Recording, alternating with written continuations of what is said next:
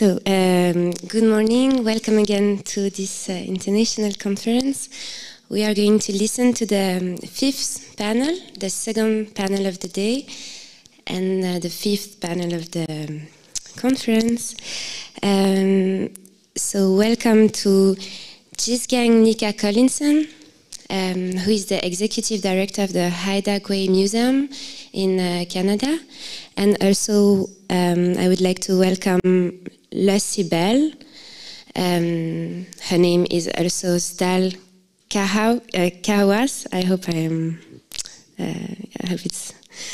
it's right. And they will present us Yahguudang.gang to pay respect. So let's see if they are online.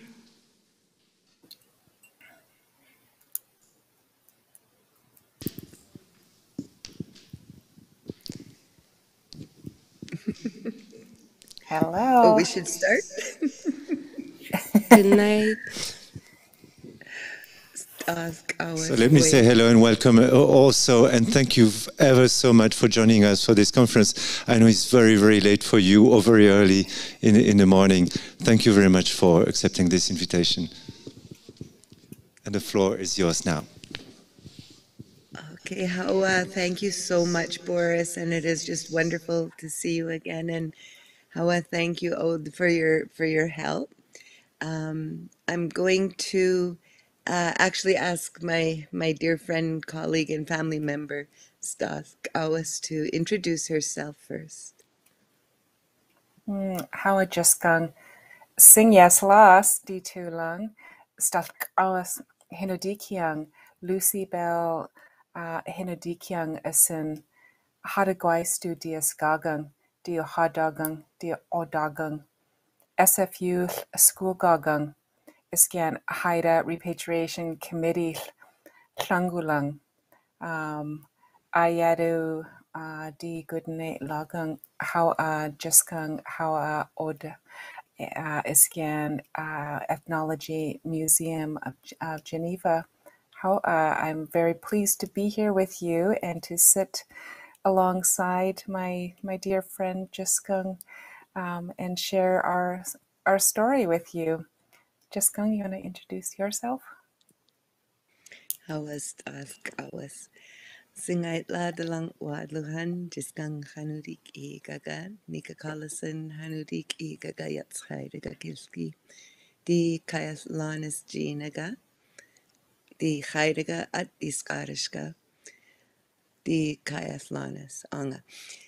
Gaslai Hanudi Auga Lanis, Git Koyas Hanudi Auga, Skile Hanudi Hatka. Hayat di Gudingai Gacha Gil, at di Gudingai La Gutstilga. Good morning, everyone. My name is Jisgang. My English name is Nika Collison. I'm from the Kayathlanis clan of the Haida Nation. I also have Scottish background, and my town mother or chief is Gothlai. My mother is Gitkoyas, and my father was Skile, who is Stathkawas's uncle. So I work at the Yahguudang Museum, which we call Saslindanai, which means Saving Things House. That's where I work. Lucy is been my guiding light for over 20 years, and I would like to start this session off by talking about repatriation of our ancestors, which we call the entire act of working within this realm, Yahguudang.gang, to pay respect. So Lucy, almost 30 years ago, our nation, the Haida Nation, started the work of bringing our relatives home from museums and other institutions around the world. To date, we've brought home the remains of over 500 of our relatives from about 10 global museums, universities, as well as private homes. You were the one who got us started and led the way, and how did this happen? How well, it began over 20 years ago, I think, when I was an intern at the Royal BC Museum. And that is when I learned about all of the ancestral remains scattered in museums all over the world. And it just really broke my heart to know that 500 of our Haida ancestors were in museums.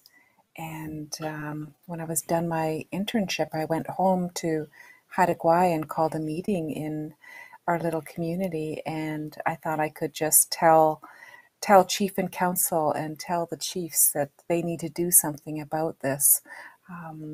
That's really not how it went. They turned it around on me and they said, "You've spent this past year interning in the museum, learning about all of this.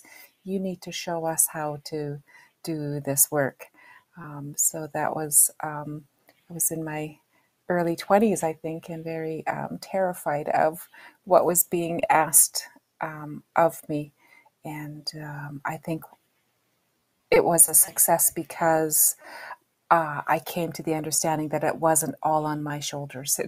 It was on the Haida Nation's shoulders. And once Jisgang's dad had encouraged us to work together, and I'm so grateful for that. And that coming together of our two Haida communities really was the strength and the success of Haida repatriation. And for over 20 years, we worked to bring home our ancestors, and we estimate it probably cost our community over $1 million to bring home those ancestral remains. And it took 20 years of us doing our own research, of us finding out how to repatriate, how to honor our ancestors in our own way, and how to do this with our own Haida laws, our own Haida protocols, and to use that as to get our strength from that, to situate ourselves in Yahguudang, in respect, and to have that be our guiding light when we were facing so much resistance from all of the museums that we went to. I think that really speaks to the success and the strength of the Haida Nation.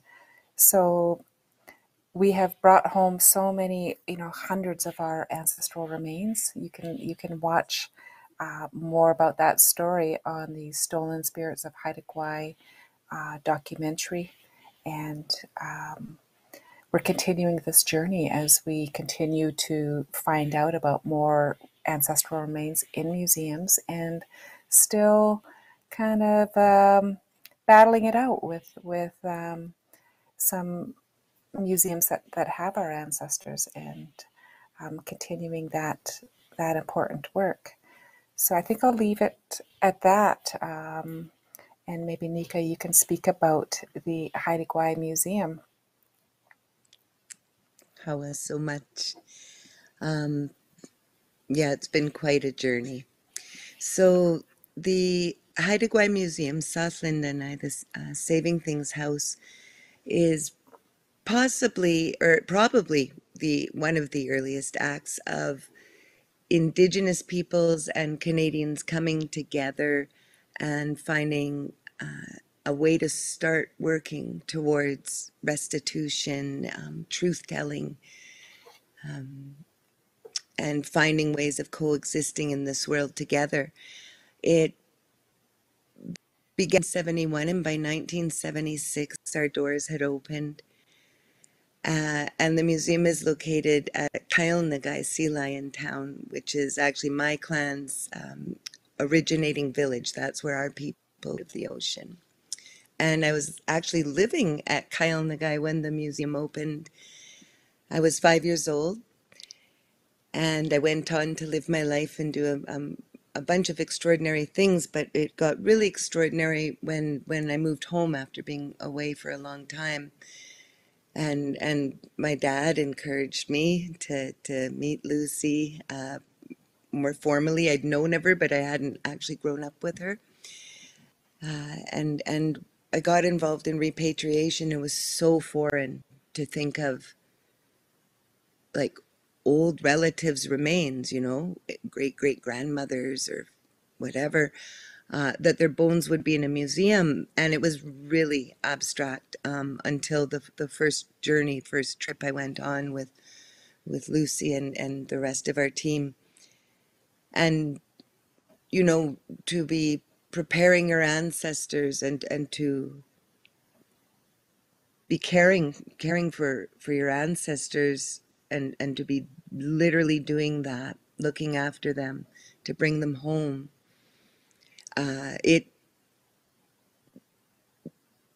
It was a big, huge pivotal point in my life. And before that, I wasn't particularly fond of museums for, I think, possibly obvious reasons. I grew up in museums because both my fathers were artists, but I didn't like that things were behind glass. Anyways, that's what led me into our museum, and it's an extraordinary place that is community-led, community-born and community-led. And we did not have a collection to start out with because the ancestors that we repatriated stem from a time when Canada, well, even before Canada was made, when the colonists began to practice genocide against Indigenous peoples in what became Canada. And in the case of the Pacific Northwest Coast, and in our specific cases, Haidas, there was well over 10,000 of us and upwards of 30,000 if you spread our population beyond our islands.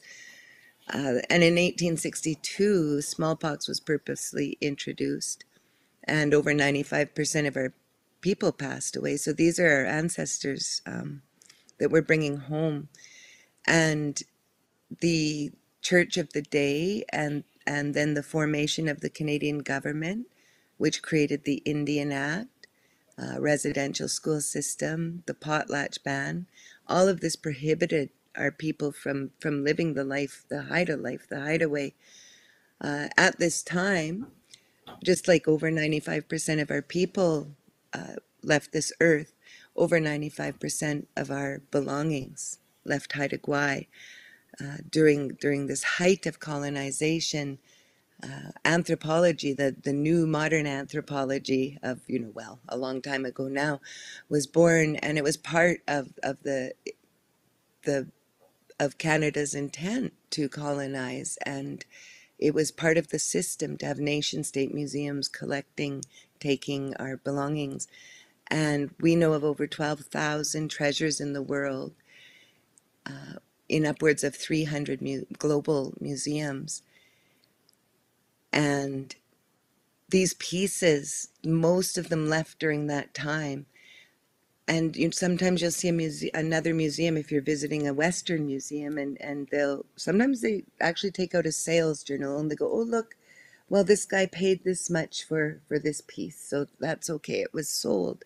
But what people globally need to know is that the smallpox was purposefully introduced in 1862 and vaccines were purposefully withheld. Then the other systems that I listed included the potlatch ban, which made our way of life, our social, economic, and cultural system, our legal system, they made it illegal straight through 1951. And our ancestors faced extreme social and economic marginalization. And so I felt lucky to have taken a little tiny law course and realized that what wasn't stolen was handed over under duress forcibly. Our ancestors were forced to do that by the church and government officials. And then what was sold, a huge part of that was sold under duress. So I think I'm focusing on how our belongings and our ancestors left, but that is the work of our museum and our repatriation committee and our nation, is to really bring that truth out, not to make people feel horrible, but so many people don't even know about it. And it's not just for us, it's for everyone. So we do a lot of work, and the best work we do is for this type of stuff, like bringing our ancestors home and connecting with our belongings and bringing them home and reconnecting them with the people to whom they belong. So, Lucy, you've had an interesting experience recently with a colonial museum, which was the same one that you started, realizing the work in repatriation that you needed to do. Our abstract notes that by nature, museums reflect the social climate they exist within. So you really experienced a colonial museum, and you exposed the racism that you'd experienced, and it's something that many of us Indigenous people experience in this work. So can you tell us about this journey and how it is reflective of society today, at least in our neck of the world? Yeah. Well, I was so excited to be the inaugural head of the Indigenous Collections and Repatriation Department at the Royal BC Museum. That's the provincial museum in British Columbia. And to be working in repatriation and to be doing it on a bigger scale and to be helping to decolonize that museum, and to be doing good work on behalf of Indigenous people in British Columbia. I was so excited for that. But it really turned out to be a very, very difficult situation for me. And I was there for 3.5 years, and my heart was just breaking and breaking and breaking, and I just couldn't put a finger on it. I didn't want to put a finger on it and say that this was racism. That me and a handful of other people of color and the Indigenous people that we were working with were experiencing racism on a pretty steady basis. So I had to quit. I felt like this job was going to kill me, and I left. But I didn't leave silently. I made sure I let them know why I was leaving, and it led to a big investigation, and the museum it kind of turned the museum on its head, I guess, and they really had to look at themselves and look at their actions and their attitudes and the people and the policies and the practices that needed to change. And there's an anti-racism movement happening within museums. So this wasn't happening just at the Royal BC Museum. It's happening in museums all over the world, and to be a part of it and to be a part of speaking up and not being afraid to speak up about it anymore, and to encourage other people to speak up. I was so proud when a friend and colleague thanked me for opening that door. He said, "Because of you, I can speak up and tell the truth, and they can't fire me for it, for saying these things, for telling them that they need to change." And so I'm sad, but I'm proud of the work that has come out of me leaving that museum. So thinking about decolonizing, the decolonizing work that needs to happen, it needs to be an active movement of being anti-racist, of training people, of encouraging people to speak their truth and to use their words and to call each other on the bullshit.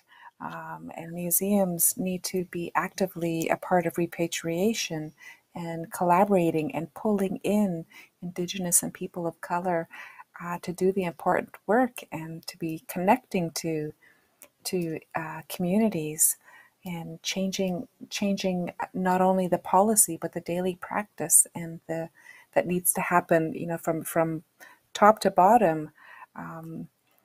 I see that is starting to change a little bit. Things are shifting a little bit, and I am glad to be a part of that. And part of the rising up of Indigenous people and people of color is kind of, it's starting to unite us a bit more. So maybe Nika, you can speak about our latest shenanigans and tell them what we're up to with Indigenous cousins. Yeah, well, yeah, this is really exciting. And Lucy, I just have to hold my hands up to you always, for doing what you did. It was a huge sacrifice. And you really did. You gave us a voice, and I never knew just how much of a voice I was missing. So in listening to you speak about decolonization, and then we'll get into the fun Indigenous museum cousin stuff. Our elders in Skidegate were asked to create a word for decolonization. There is not a word in the Haida language for decolonization. So elders worked on it, and they came up with Gamgianasing Anga Skidai Hanslgudangaska. And that literally means I will never again feel that I am less than. And I thought, what a powerful word for us, for Indigenous people. That is decolonization. Never again will I feel that I am less than. And then I was thinking, well, we need a word for our Western friends or friends and friends to be. We need a word because we have to work towards reconciliation and coexistence. And then one day I was listening to this very wise person talk about having to look from all sides, and was just really talking about a really good way to approach the decolonizing a major museum. And all of a sudden it went off in my head that Gamgenasing Angaskidai Hansulgudangaska does also apply to our Western friends that still have the colonial mindset, because we have many, many friends and allies that it's great, but the ones with the colonial mindset, the people that Lucy was speaking of, generally people that have racism in them, or xenophobia, or whatever, homophobia, it generally stems from a fear. So when we can as a society work together to decolonize colonial mindsets, never again will they feel that they're less than, because equality will feel right to them. So in that, and Lucy shared some of her experience, even though I'm privileged to work in a Haida museum and have been able to, with our team and the guidance of our nation, Haida-ize museum practices to the point where we're not just an institution, we're part of the institution that makes up Haida society and greater society. So it's a different experience working in a Haida museum, but that doesn't mean that I don't also, and our team doesn't also experience racism on a daily basis, almost, working with mainstream museums, whether purposeful or not. My job requires, while I'm not trained in any way, almost requires trauma-informed practice, because so little is taught in the schools still in Canada. And so when people do work in the museum, interns, it can often just, it can really bring out a lot of emotions as they learn the real history. Two recent interns that we have, just amazing people. They've been here for over a year. And one day, just out of the blue, I sat down and I started telling them about the hard part of the museum. And I could tell they didn't believe me. But we had a listening circle that was part of a project. So our museum hosted a listening circle.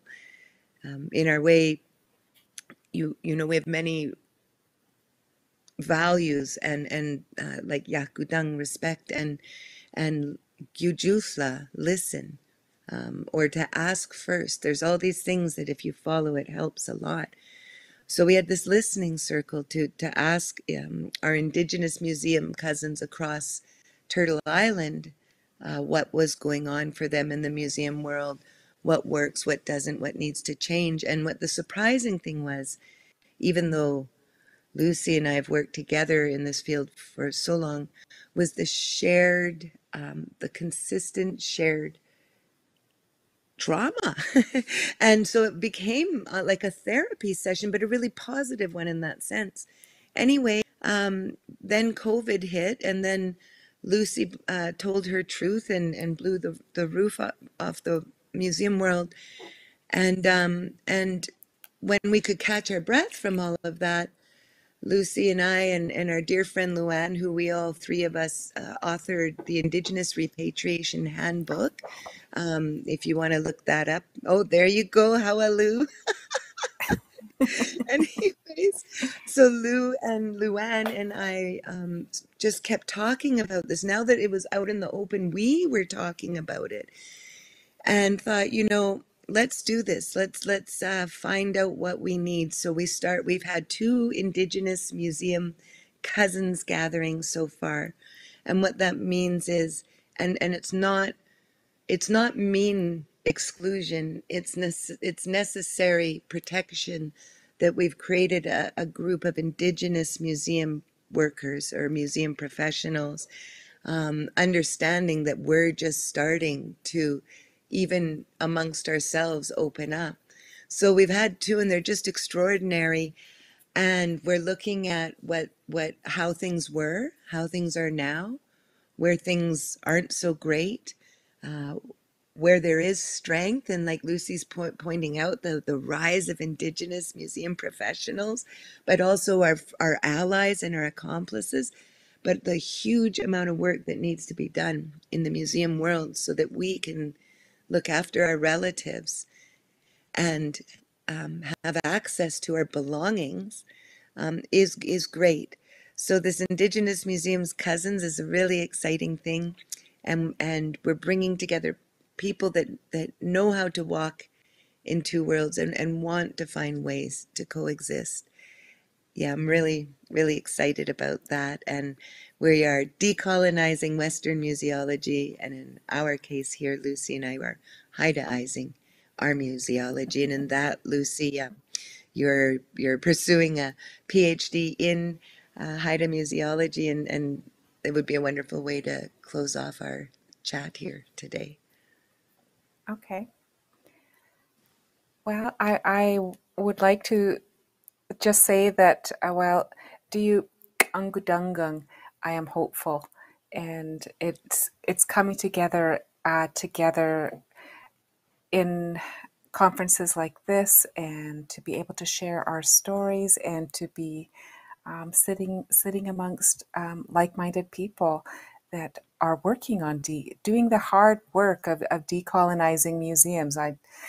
It's so huge, but really, I think that following it by the Indigenous examples, the people of color that are changing museums, following it in these footsteps, and learning from these lessons. I think that's really important in decolonizing museums, and to take the time to listen and to learn and to be thoughtful about the changes that are being made in museums. So my PhD, while I was working at the museum, I started my PhD, and I thought I was going to write my dissertation on decolonizing a museum like the one I was working in. And then when I left the museum, like, I'm not going to do that work for them.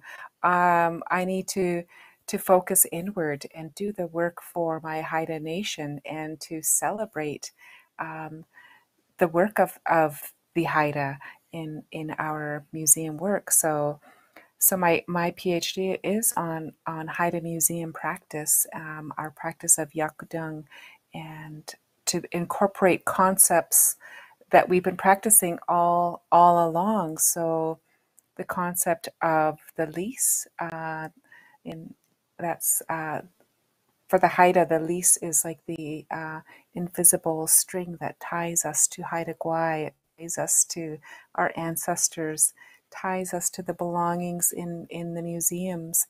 And so looking at how we've kept that string, that lease, nice and tight, and kind of pulling it in a little bit more. That's going to be part of what I talk about, and also how we incorporate the potlatch pedagogy, how that can play a role in Haida museology, and how it has been playing a role in Haida museology, as well as the concept of the watchmen. So, at the top of our totem poles, there's often watchmen that are looking out and watching. And we are active watchmen of our belongings and of the ancestral remains in museums nowadays. So I'm just so excited to be in the research stage right now and to be interviewing my colleagues, and can't wait to get home to interview you, Jisgang, and to keep going on this important work of telling our own story again. So what else would you like to say? Well, maybe I'll give an example of a personal example of being connected to our belongings. Back in 2000, Lucy and I and our greater committee organized and fundraised, and I think 48 of us wound up at the Canadian Museum of History. It's Lucy talked earlier about repatriation is not historically traditional, and to have to learn and figure things out. Our elders and our nation have mandated us to approach this work with the goal of mutual respect, cooperation, and trust. So despite the past, and despite Canada's ongoing muting of the history and today, where we know that we have to go out and find ways and find friends to coexist, because no one's going very far. So, and Haida values can guide that, but an example of people coming together and working together, mainstream museums and Haidas, was we went there to bring home 48 of our ancestors. And while we were there, we were looking at collections, and there was this giant bentwood box drum. And on it, there was a mummikai, a dragonfly, and on the other was a sculpin fish. And so, and we knew the village it came from, so we did deeper research, and it turned out it was a sublineage of my clan that is extinct from the genocides. And so some of our elders negotiated the return of that drum to the Haida Gwaii Museum, and it was there for, I think, 13 years. We had to return it, but in that time, our old Goslai, our old chief, passed away, and our new Goslai was reinstated, and we took that drum from our museum into our big feast hall with 700 people, and we played that drum, and we revitalized that. We gave life back to that crest. The Mamachigai is a crest that we brought back into our lineage and kept it alive today. So that's very powerful, but even more powerful is when Lou and I were in New York bringing home ancestors with another large delegation. In the beginning, the main chair of the American Museum of Natural History's Repatriation Committee, and myself weren't overly diplomatic at the time. You know, it was a while ago. And so we kind of, were, kind of glaring at each other while we were talking because, as Haidas, we needed to do food burnings outside and we needed to do this and that. And the chair of their repatriation committee was actually, offensive because at the time she did not know, and she was offensive. And but we're tasked to do what we do, and we maintained our diplomacy, and we share in our work with our museum friends only the preparation of our ancestors. We do not.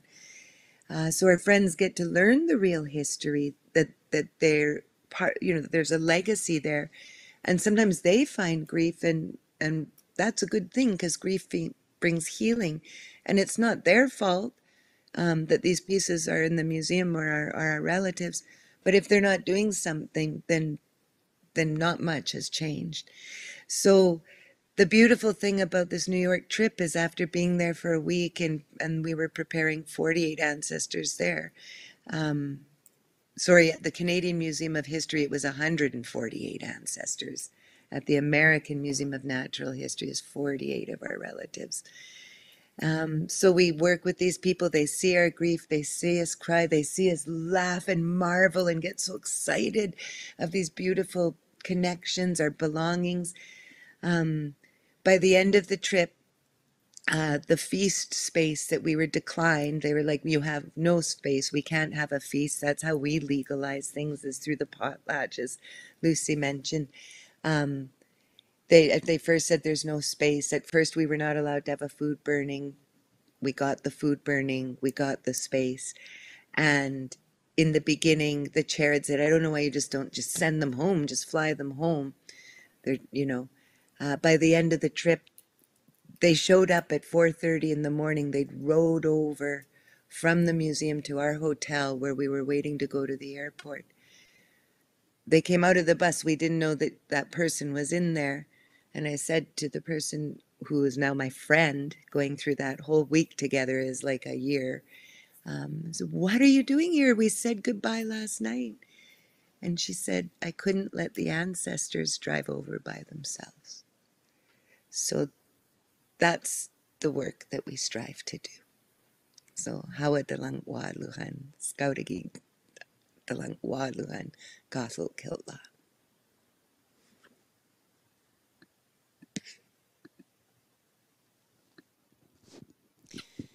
Thank you. Are we ready for questions? Yeah, thank you so much, Jisgang, Nika, and Lucy. There is no question online for the moment, but I will open the floor to the public here, maybe. Yeah? Yes, Karine.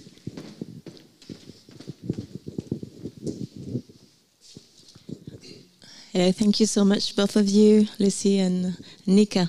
I have a question, maybe starting with Lucy, and then, of course, Nika, if you want to give as well your own thought about this. I remember, Lucy, talking to you 2 years ago in Vancouver.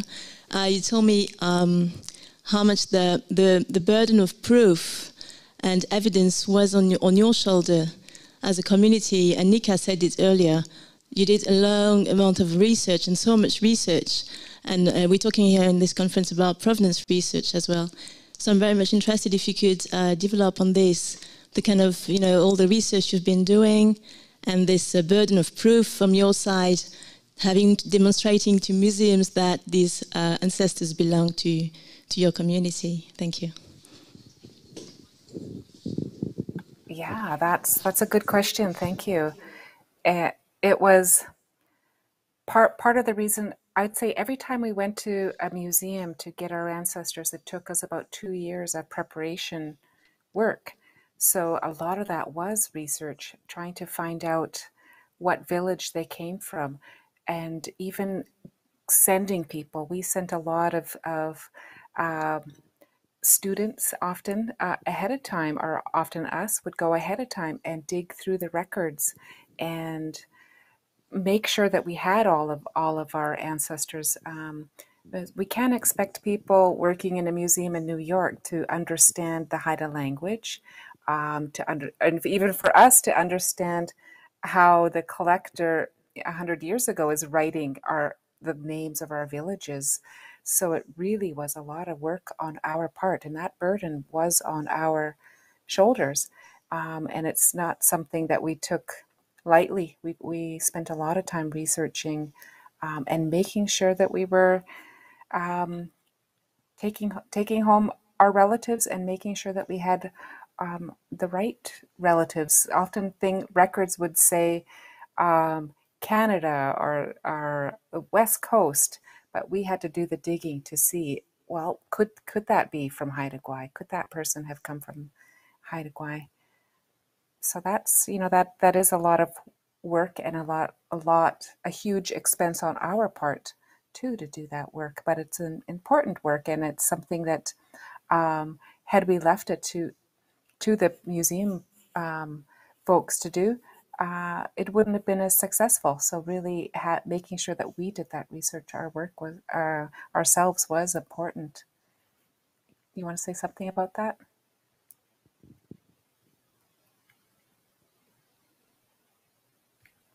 Microphone. Nika, we are not listening to you. There we go. Hawa. So yeah, a lot of research, and keep in mind too that the bulk of the research to locate our relatives took place in the mid to late 90s, and on Haida Gwaii, that meant writing letters. There wasn't this internet thing going on, right?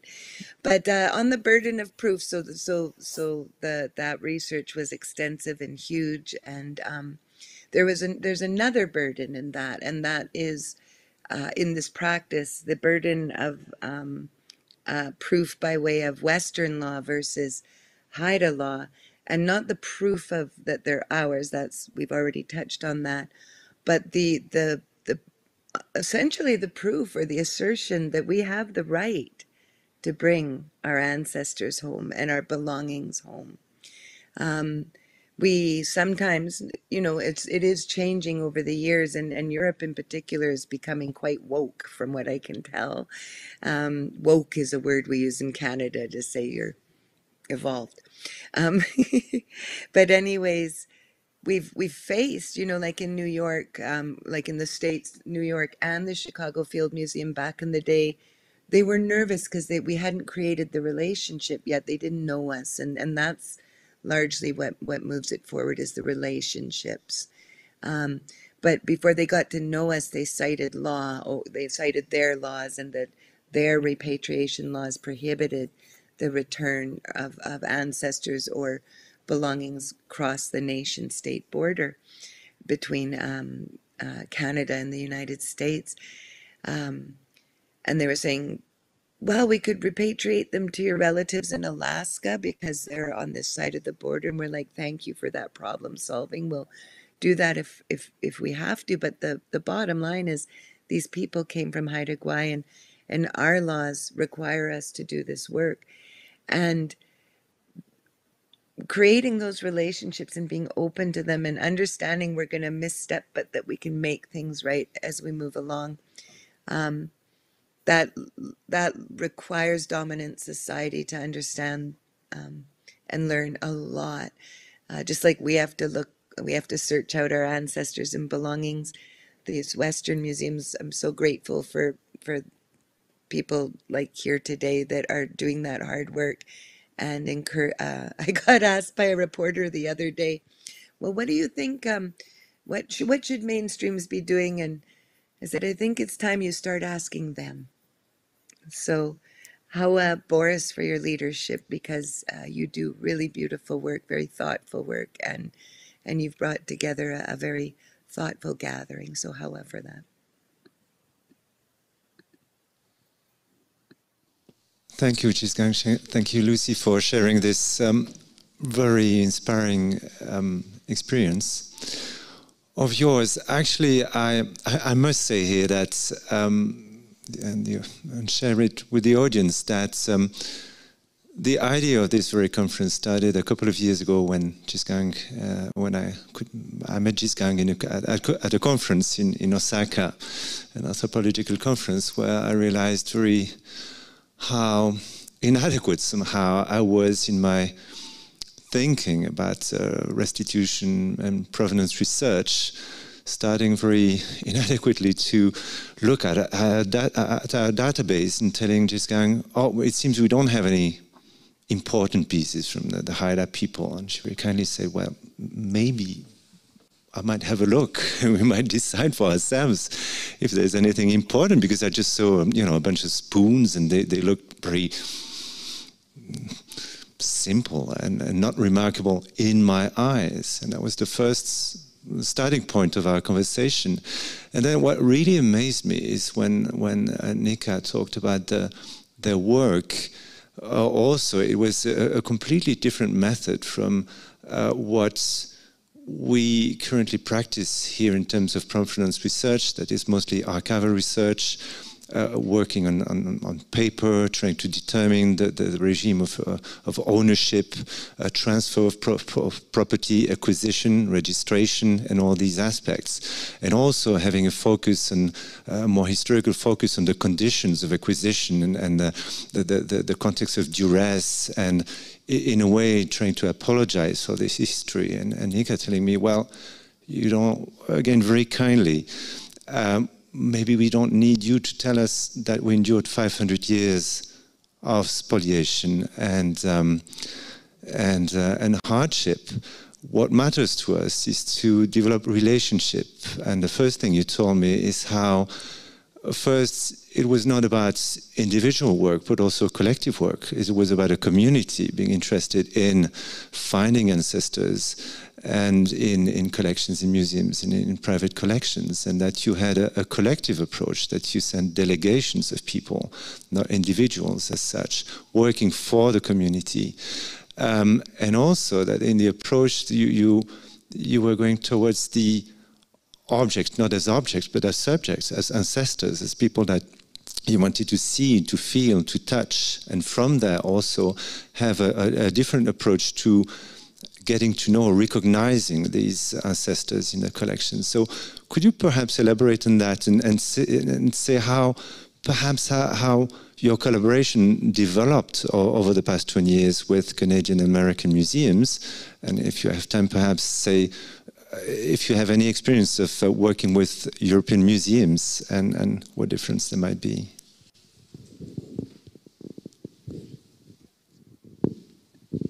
I'll just jump in there first, Lou. Is that okay?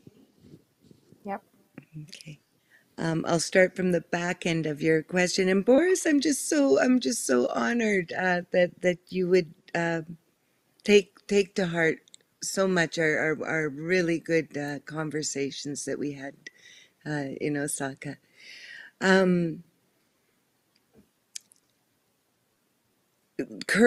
So this is the beauty of Haida museology and of Yahguudang.gang, to pay respect, to look after our ancestors, is we are working with museums. And I'm so tired, I actually lost my train of thought. Just give me one. Oh, okay. So through building these relationships that are so necessary to do this work, you start being exposed to museums and getting interested in predominantly our belongings, but there's other parts of it, this sort of Western part, but museums are opportunities. They're storytellers. Museums can be storytellers and facilitating the stories of our people. That meeting of museums around the world just to look after our relatives has led to co-productions around the world. Hence me meeting Boris in Osaka. I was invited by the recent past director of the UBC Museum of Anthropology, Anthony Shelton, from work that we did with them. So currently we're working with the Berlin Ethnology Museum and the Humboldt Forum. At the Haida Gwaii Museum, we have, I think right now, 9 Haida museum workers, which is pretty incredible. keeping in mind museums are very new in our world. So our collections manager is curating that, and one of our interns will be working with them on exhibits. And I have to say, we're very impressed with Monica Zesnik and her team. It's been a very refreshing process. There's many things to learn in the Western museum world, and one is proper reciprocity. And I, I think sometimes people just forget that if we don't have a Western degree, but we still have scholarship within our nation, so very recognized, and they're doing good work. And just finished some work with the Tide and Times Museum in the UK, and we're doing an overhaul of the Pacific Northwest Coast Hall at the American Museum of Natural History. Lucy's got a fellowship with the Smithsonian. I mean, our research and repatriation coordinator, II, has been with us just over a year, and I think he is now connected with about 30 museums since he started his job. So, and it really does take far more than a museum team or a Haida repatriation committee, and you're already talking about a good 100 people right there. It takes our ancestors that walk with us every day. It takes the children that are waiting to be born. It takes the youngest to the oldest, and it takes the supernaturals, and it takes Haida Gwaii. And it really is beautiful work, and it isn't work. It's a way of life, is what we learned very quickly on. Hey, Lou? Yeah. But yeah. Maybe I'll say something about the work with the Pit Rivers. So years and years ago, I think I was curating an exhibit at Expo in Germany, and so traveling to Germany, we would take the time to write letters back then, and to visit museums in the area. So learning about where the bigger collections of Haida belongings and ancestral remains were in Europe. We planned to go and visit some of these museums, and so we wrote a letter to the Pit Rivers Museum, and we wanted to go and visit them. I said, "Hey, we're coming to Europe in 6 months. We want to stop by and talk to you about the Haida ancestor in your care." And we were told that no, sorry, you can't come. Don't bother booking your ticket. We're busy. So we had to get the Canadian Embassy to help us get that an appointment and go for tea. And so much resistance when we were going to ask to say that we were going to be coming back to repatriate these ancestors, and that was our intention, and to learn about what all these belongings were. There were over 200, I think, at the Pit Rivers Museum, and records from Reverend Harrison and the one ancestor. So we really needed to have some sort of a relationship with that museum. And then when I had a knock at my door from a PhD student asking if she could do her PhD on Haida repatriation. And I'm like, ooh, this is meant to be. This girl from Oxford with connections to the Pit Rivers Museum, she was sent to us. And I'm like, yes, you need to meet the committee, and we will have a discussion and decide. And she came and lived with me. I thought she was going to stay for 3 months, but she stayed for a year. And together with our Haida Repatriation Committee, we wrote a proposal and got a really nice grant to take 30 of us to the UK. So we went to the Pit Rivers Museum and the British Museum, and we didn't we were there to indigenize the collection, but that was really a big step in our Haidaizing a museum, and we really took over the Pit Rivers for a while, and even we were told by the director that we were not to speak to the media, we weren't to even talk about the ancestor, but we're all nodding our heads, but our fingers were kind of crossed behind our back, and we had a mission. We were there for our ancestor, and very shortly after our visit and making friends with the Pit Rivers staff and the friends of the museum and the board, everybody, we got the call that we could go back and pick up our ancestor very shortly after. So it was less than a month that we sent 2 more people to go and pick up the ancestor, right? Yeah. So it's all, I think the lesson is it's all about making friends and establishing that relationship and expecting our museum colleagues. We often call them our museum friends, and we expect them. You to level up and be our friends and get on board and join the journey together with us. It's exciting. Repatriation is exciting work. Anyway. Thank you very much. There's another question on the floor. Do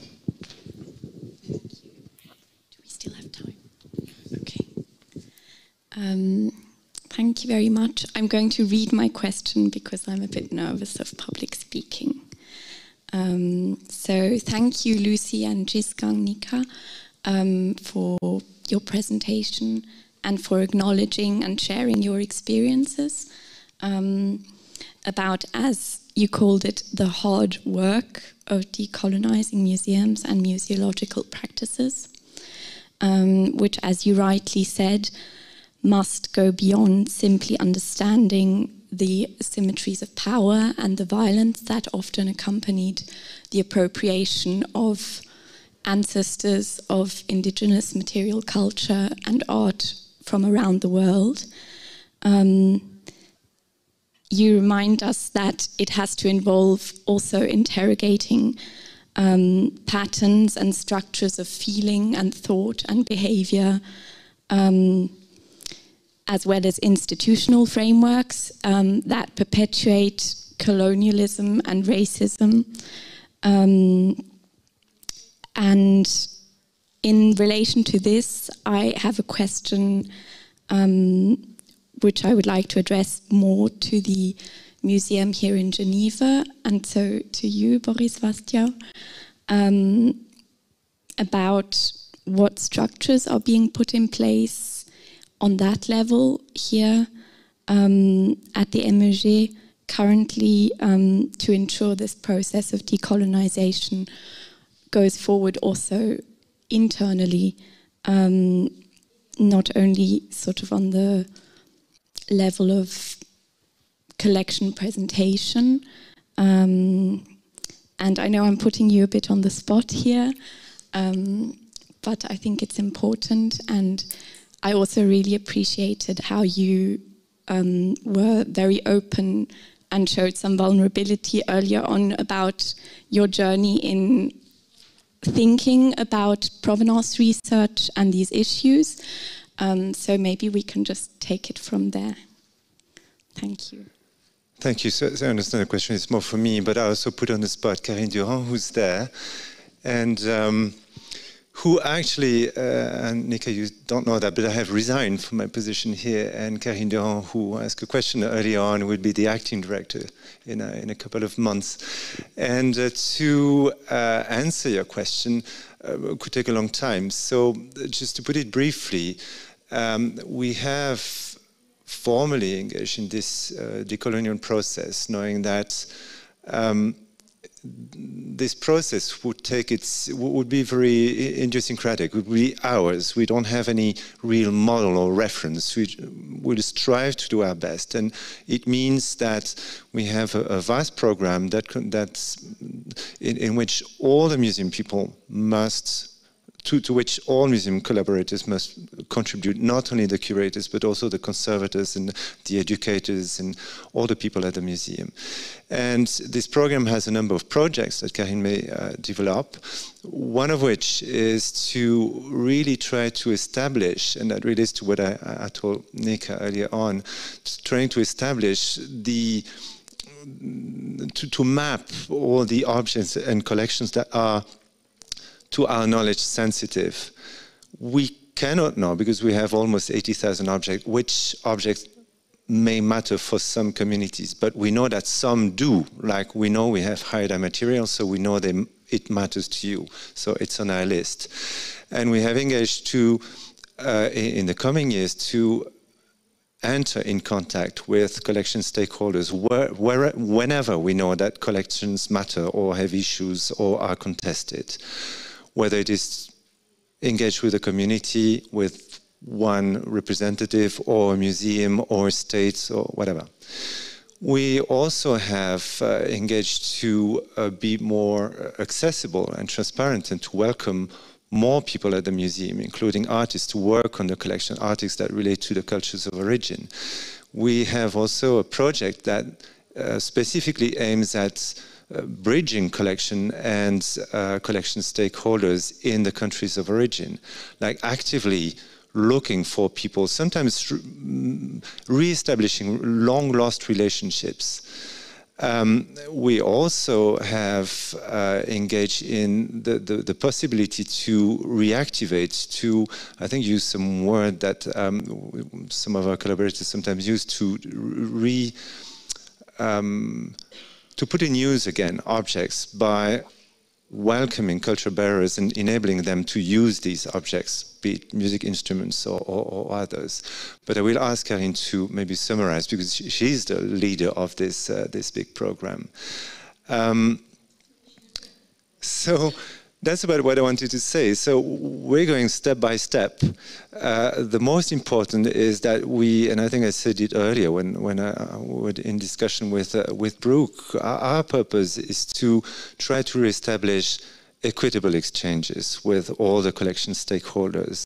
And as I mentioned in the earlier panel as well, we don't have authority as such on the collections legally, but we have an authority, the city authority, that's also very supportive of our actions and will support, I'm absolutely sure of that, any request for repatriation of ancestors or human remains.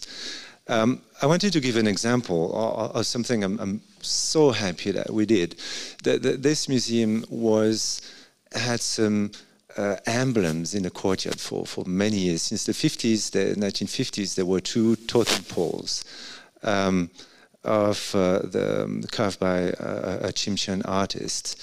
And after some decades, the totem poles started rotting, and they were replaced by copies of those totem poles. When we rebuilt the museum and reopened, the architects and the urban planners decided not to represent those copies of the fiberglass copies of the totem poles, which really annoyed the public because they were emblematic of the museum. And on our side, we thought, well, we're not happy with it because we don't know the stakeholders. We don't know. I felt uneasy at having those fiber copies of totem poles of which we know nothing.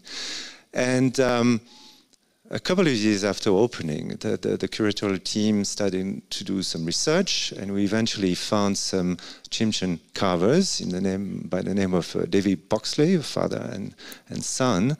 And they happened to have as an apprentice the great-grandnephew, I think, of the carver of these totem poles. So we invited them, they came, we had ceremonies, and it's been now almost 4 years that we have a relationship with these people.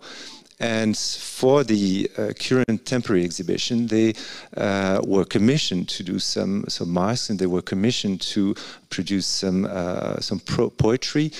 And it was an absolutely fantastic collaboration that, in my view, is really an achievement of a decolonial approach. But Karine, please.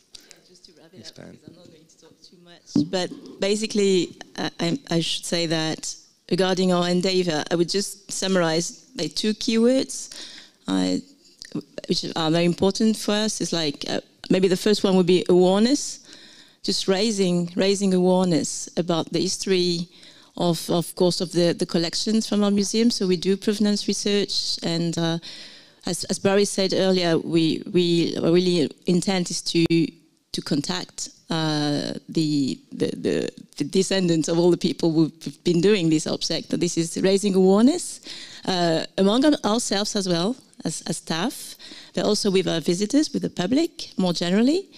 And the second keyword is definitely care and healing. We've been talking a lot about healing earlier. So here again, it's just creating these long-term relationships, starting them, and then taking care of maintaining these relationships, because it's another effort we need to do. It's not only, kindle the relationship at first and then forgetting all about this. It will take times and years, and so this is the second keyword. And I'll just stop here. So thank you very much, all of you. Thank you.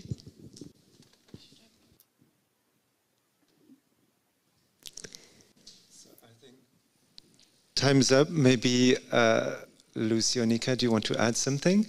Otherwise, or wrap it up. Otherwise, we'll let you rest. I can't just. Well, you've got good friends in the David Boxleys. But we know that.